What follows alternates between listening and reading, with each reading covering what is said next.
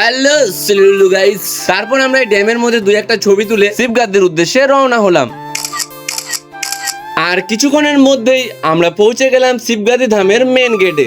Guys আমরা চলে এসেছি শিবগাদি এর মধ্যে আর হাফ কিলোমিটার আছে আমাদের ফাইনাল ডেস্টিনেশনে চলে আসবো। গাইস আমরা চলে আসছি, তোমরা আরেকটু পরে দেখতে পাচ্ছ। থামো থামো, যাচ্ছি আমরা।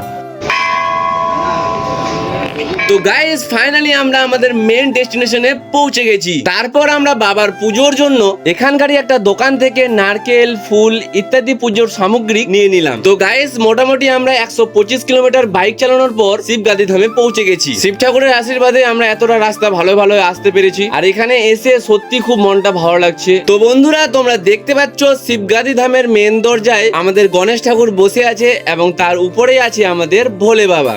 তখন আমরা সবাই মিলে সিঁড়ি উঠছি, তোমরা দেখতে পাচ্ছ। আমাদের জয়দেব দা আছে। জয়দেব দা কিছু বলো, দু চারটা। কেমন লাগছে, অনুভূতি কেমন? ভালো অনুভূতি, একটা পজিটিভ ভাইব পাচ্ছি। ইয়েস, না পেলেও নিজে থেকে আনছি, এখন মনে হচ্ছে যে আনাটাও যাচ্ছি। খুব সুন্দর জায়গা, ঠান্ডা। সেগুলো জায়গায় আসো, খুবই ভালো জায়গা। কিরণদা অলোককে, কিরণদা আজকে রেজাল্ট আছে, দেখা যাক রেজাল্ট কেমন আছে। পজিটিভ নেই নেগেটিভ, যেটাই হবে মানে নিতে হবে, ওটাই জীবন। রেজাল্ট তো রেজাল্ট রেজাল্ট রেজাল্ট আবার পরীক্ষা দিব। ইয়েস আবার রেজাল্ট। Yes yes yes. তার মানে কিরণদা ভাবি লিচে ফেল হয়ে যায়, আরেকবার পরীক্ষা দিতে চাইছি না, ফেল হয়েছে।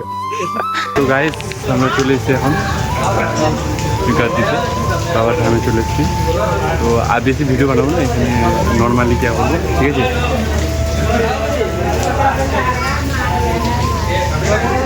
তারপর আমরা পুজো দেওয়ার জন্য মন্দিরে প্রবেশ করলাম। আর মন্দিরে প্রবেশ করা মাত্রই আমরা গণেশ ঠাকুরকে দেখতে পেলাম, তারপর ভোলে বাবাকে দেখতে পেলাম। আর এই হচ্ছে সেই পবিত্র শিবলিঙ্গ যেটাকে দেখার জন্য মানুষ দূর দূর থেকে এখানে আসে, এবং কি আমরাও এই শিবলিঙ্গটাকে দেখার জন্যই এত দূর থেকে এসেছি। তারপর আমরা দেখতে পেলাম কার্তিক ঠাকুরকে, আর তারপর দেখা হলো আমাদের নন্দী মহারাজের সাথে, এবং সবশেষে আমাদের দর্শন হলো মাতা আদিশক্তি পার্বতীর সাথে, যিনি একদম শিব ঠাকুরের সামনাসামনি বিরাজমান। তারপর পুজো দেওয়ার পর আমি একটু মন্দিরটাকে ঘুরে দেখছিলাম। তো গাইস আমি যখন বাড়ি থেকে আসছিলাম তখন শুধু এটাই ভাবছিলাম যে এখানে হয়তো শিব ঠাকুরের সাথে দেখা হবে, কিন্তু এখানে আসার পর আমার শিব পরিবারের সমস্ত সদস্যের সাথে দেখা হলো, আর সবার সাথে দেখা হয়ে মনটা সত্যি খুব ভালো লাগছে। আরেকটা কথা গাইস, এই যে তোমরা দেখছো পাহাড়ের গা থেকে জল পড়ছে, এটা প্রাকৃতিক ভাবেই 12 মাস ধরে জলটা পড়তে থাকে। পাহাড়ের গায়ের পাথর কেটে শিব ঠাকুরের জন্য তৈরি করা এরকম বৈভবশালী ধামে আসতে পেরে নিজেকে সত্যি খুব ভালো লাগছে। তো গাইস শ্রাবণ মাস চলছে, পারলে তোমরাও এসে একবার এখান থেকে ঘুরে যাও। তো আজকের মতো এখানে, সবাই ভালো থাকো, সুস্থ থাকো, দেখা হচ্ছে নেক্সট ভিডিওতে।